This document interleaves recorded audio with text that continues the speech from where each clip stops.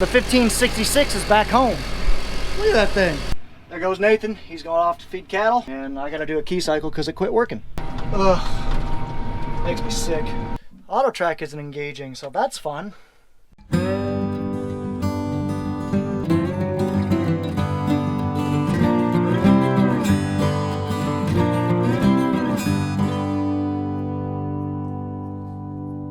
So I haven't told you guys yet, but I'm up here to spray beans. We haven't sprayed second pass beans at all, and you can kind of see, especially when we haul manure, ooh, there's a lot of weeds in there. So we need to get in here and spray. If you guys can remember back, link the card up right here, we drilled new hay and alfalfa, and oats. So the reason I'm coming up here today is because they're chopping that today. And we have beans that need to be sprayed, so they needed help and gave me a call. I'll be up here this morning. So they're going to be chopping today while I'm going to be spraying. Gonna be a good day.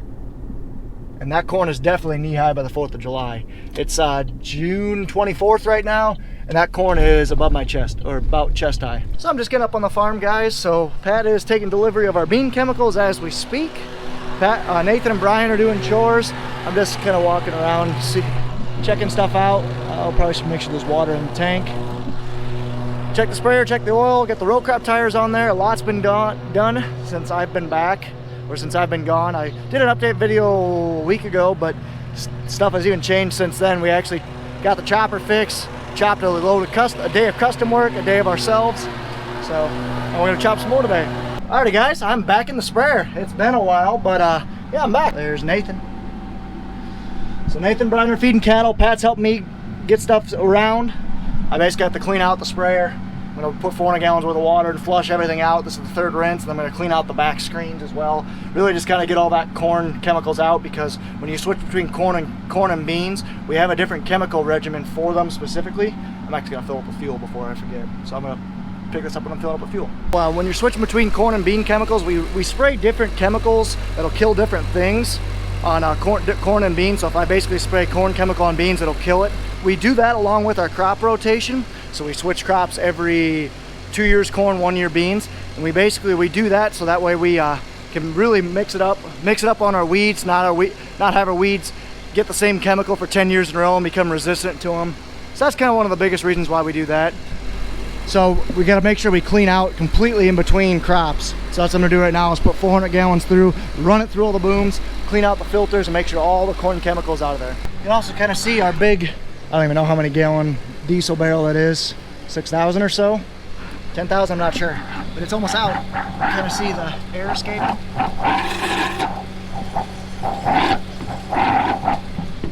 Gotta get more diesel. So guys, a lot has changed since I've been here, but one of the big ones is the 1566 is back home. Look at that thing. In all its glory, this 1566 is back finally home with the Case International 2350 loader. So it's back home because we bought a tractor ourselves. My dad and myself did. So that thing's up in Bellevue, so we don't need this thing anymore. So this thing can stay here to go on a chopper box, to move bales, to be kind of a supplement to our loader. It's actually gonna be really nice to have around here. We're really looking forward to it. So yeah, this Case 1566, she's a beast in two-wheel drive. She needs new tires, but she's a workhorse. I mean, it's got a good enough fuel, so I'm gonna close it down. It's probably got a half a tank, so close it down and then get moving on the day. It's already almost 10. Alrighty guys, so I'm just filling up with water right now. Got 100 gallons in so far. So I'm just running the water through it, flushing the system. Basically running 400 gallons of water into this tank. And I'll just go over there and spray it out. So as you can kind of see, we have those skinny tires on right now. First off, I'm not impressed with Case's paint job ability. Yeah, this is a 7-year-old tractor, but 7-year-old sprayer, but yeah, 7 years old, you should not be losing paint like that, in my opinion, especially stuff that's been stored inside.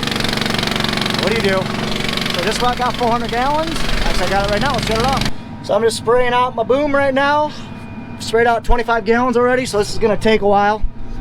So let's hop out and go look and see if I have any plugged nozzles. So because, like I said, this is our third rinse, I'm just jumping it right in so it drains. So just spraying right now. I'm gonna look at all the patterns, making sure our patterns aren't, when I say what I mean by pattern, you kind of see it's basically a 120-degree pattern. Just looking for any drips, any bigger droplets, not a consistent spray. Just looking for that right now, and I don't see any looking down the boom, which is good. You don't want any, that's for sure. So yeah, I think it's all looking good. There goes Nathan. He's going off to feed cattle, and I got to do a key cycle because it quit working. So now you can kind of see, it's kind of hard to see, but now we're basically pulsing half the rate. I'll explain that more later, but everything's working, so I'm gonna shut it off and clean stuff out. Alrighty guys, now time to fill up for our bean loads. We got two types of beans that we're spraying, so two different chemical groups. You got Enlist beans and Liberty beans this year. We're basically doing about half Enlist, half Liberty, maybe a little bit less Enlist. So for this load, I'm gonna put Enlist, Roundup, foliar, basically like a top dress fertilizer, and AMS. And a volunteer corn kind of killer. Half loaded up right now. I gotta basically shut the pump off and mix some other chemicals. I'm mixing a lot of chemicals and it goes slow because I'm doing jugs. I'm gonna keep on keeping on. So I got Roundup, Enlist, my AMS in here, which is my sulfactant. Got those three in. So now I'm putting a foliar, which is basically it's potassium, just to kind of top dress the beans. We're trying that out on all our beans this year to see how if it helps any. And then like I said, we're also got my Select Max, which is my thing to take out volunteer corn. Now I'm shoving in that foliar feed. Alright, got a full load. So now we're gonna go over and basically prime the boom. So I just gotta get a chemical out to the whole boom. We'll go do that. Alrighty guys, so I'm ready to go. Let's head down there and start spraying. They're gonna start chopping out back, but we'll talk more once I get GPS up. We're gonna head down and start our second pass beans. Definitely tell these tires have been sitting for a little while. Get a little bounce, bounce, bounce, bounce every revolution. It's been a while since I've been back on the sprayer, guys. So it's gonna be fun. I'm gonna miss it. This will probably be my last day spraying this year. We only have 400 acres left to spray. Pat got all the corn done, finished a week and a half ago, almost 2 weeks ago now. And you can kind of see all the corn is pretty tall. I wouldn't want to be spraying corn right now, that's for sure. But we're gonna head down. Like I said, we got 450 acres of beans, 500-ish. I'll get 120 done today, 115 done today. Neighbor's out cutting his alfalfa rye, whatever that is. Got two self-propelled New Hollands 320s, I believe. A 310, a 300, and a 320. Well, I absolutely hate doing this, but it's got to be done. Got to drive over the crop because look at all this water hemp. Oh my gosh. It's not good, and some volunteer corn, so we'll get her going. So I'm out spraying right now. I got to this little island out here where I can't make it 100 feet across. It's like 90 feet right here. So I gotta fold up to 60. I'll do a lap around it and come back out, unfold, and keep going. Yeah, there's a lot of weeds back here. I really hope this Enlist and Roundup will really do its job. We'll see. There's some water hemp growing up there, right there, and some broadleaf, and some volunteer corn. We needed to get here and spray this. Man, this is not what we wanted to see. Look at all this. Granted, a lot of this is from the manure, but look how it's kind of got like a different tint to it. That's all water hemp. I'll jump out once I'm on my straight back and forth passes, but wow, that is a lot of water hemp. That is no good. Look at all that water hemp. I do not like it. All right, well, just about got the outside round done, which is good. Auto track isn't engaging, so that's fun. So I'm trying to key cycle, see if that helps. Oh, I'm waiting. Might as well. Oh yeah, definitely smells like chemicals. So there, here's pretty clean, but around here, here's what we call volunteer corn. Here's some water hemp going up. Definitely don't like that, but that's why we're out here spraying. Yeah, I can really smell the Roundup and the Enlist. So this is volunteer corn. This is corn from last year that we lost out the combine. You can kind of see because it's a red combine, there's not much corn out here. Just kidding, I kid. Deere combines are pretty good at that too. But I'm putting a chemical in here to spray it. So now we're gonna go back and try it up. GPS is not working. So I'm gonna have to manually drive. That's gonna be fun. Yuck.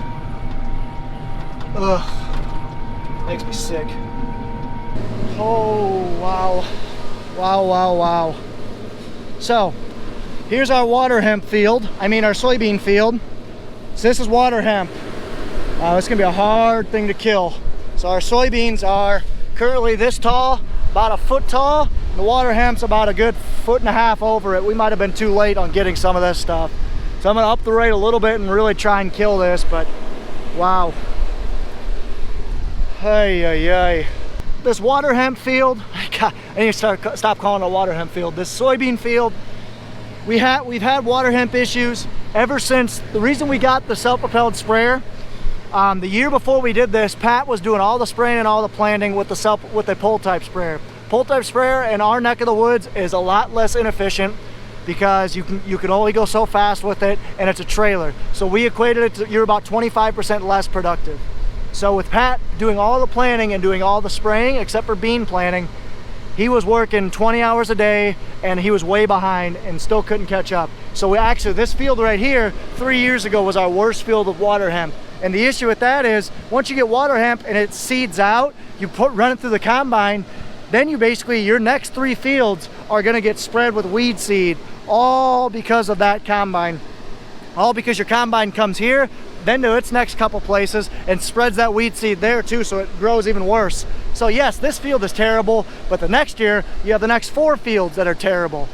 So yeah, that's why spraying is extremely important for, especially in our operation, and that's why this water hemp right here, we needed to get this sprayed about a week ago. We didn't, so we're trying to make do and really trying to put the chemical punch to it right now. So man, oh man, wow, this is bad. So I'm gonna keep spraying so I can make sure to get this stuff done today.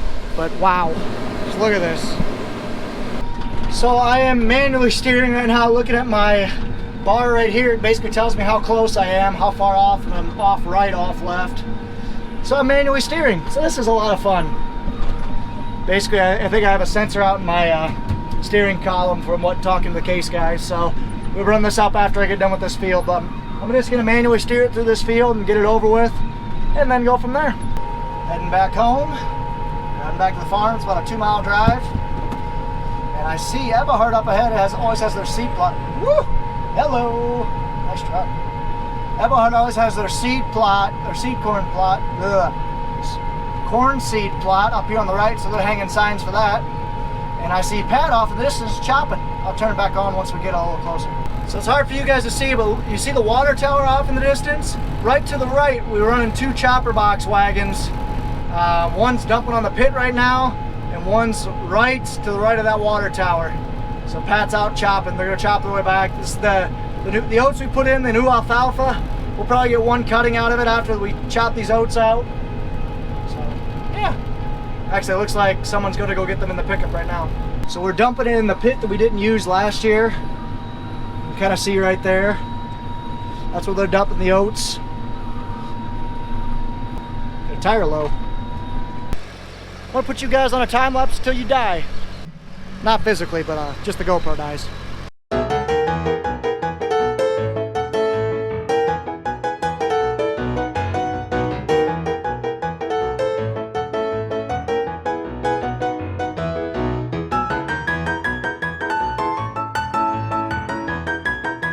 Just got done with a nice dinner. Hope you enjoyed that time lapse, but I'm all loaded up. Let's get back to going. Got my other GoPro sitting here now. So now let's go ahead and get going. These boys are out chopping.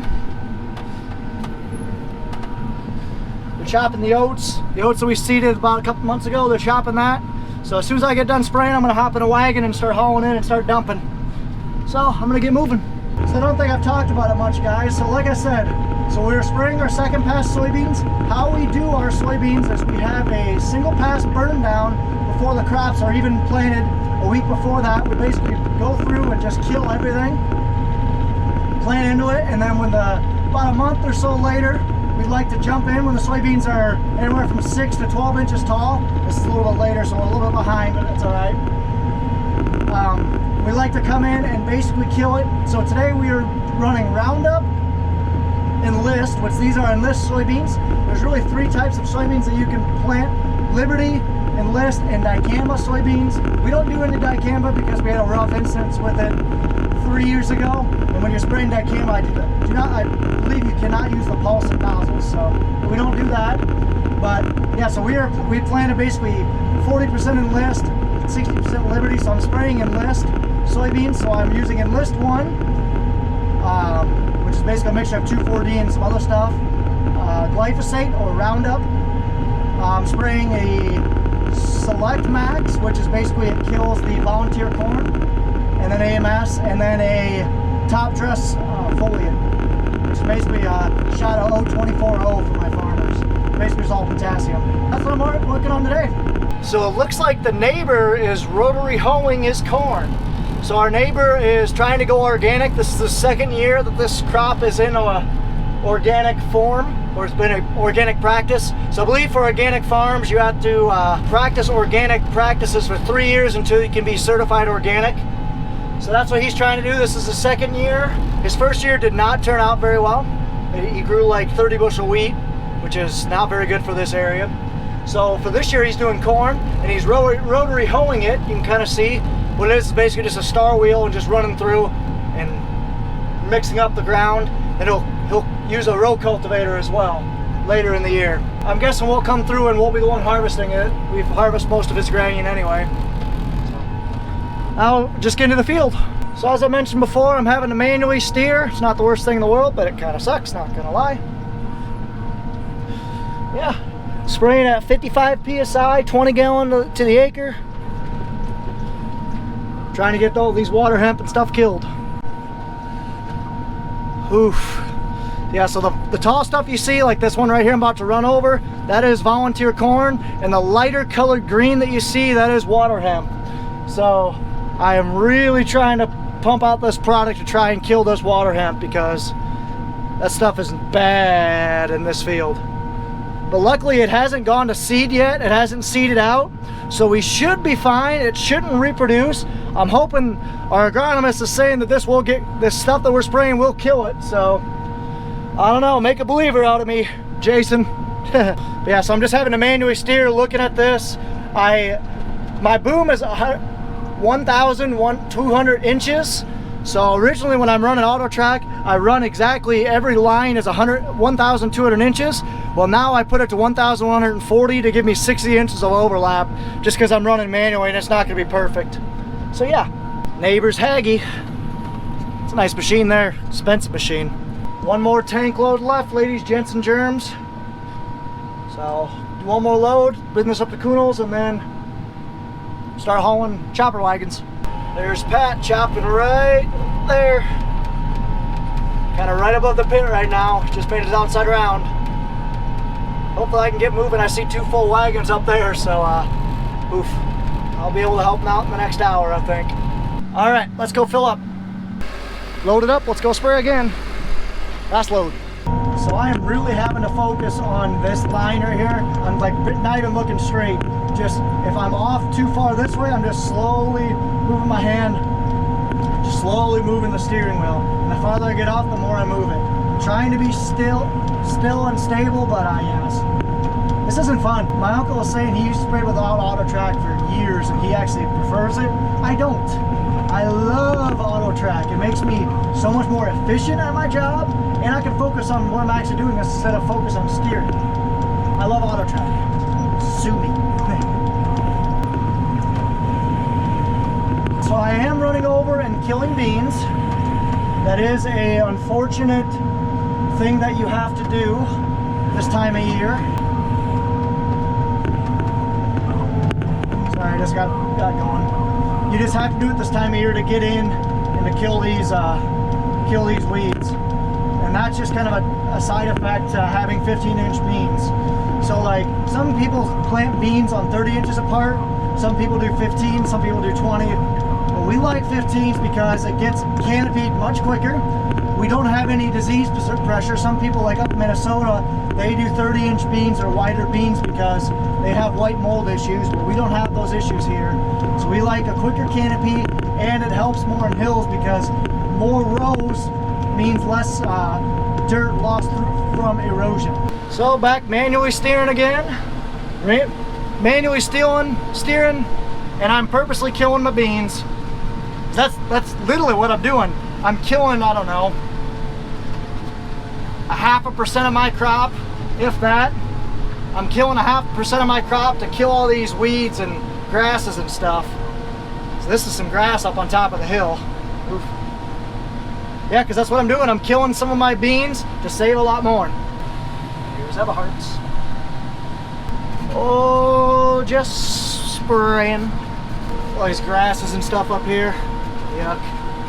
This Roundup should kill this though. Alrighty guys, I am all done spraying. So again, you can kind of see we ran over some of our crop.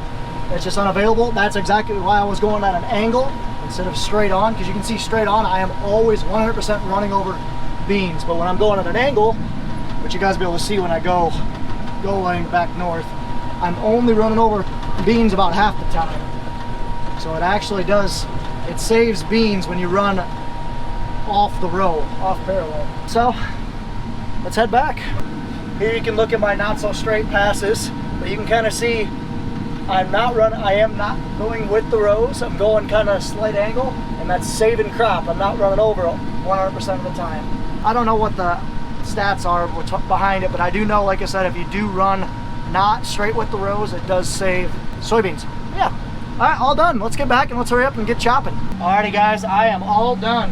So I'm just gonna let this thing cool down, shut my time lapse off. You guys are gonna enjoy the time lapse here real quick. Then I'm gonna probably run the four-wheeler out, get on a tractor, and get moving. So let's go.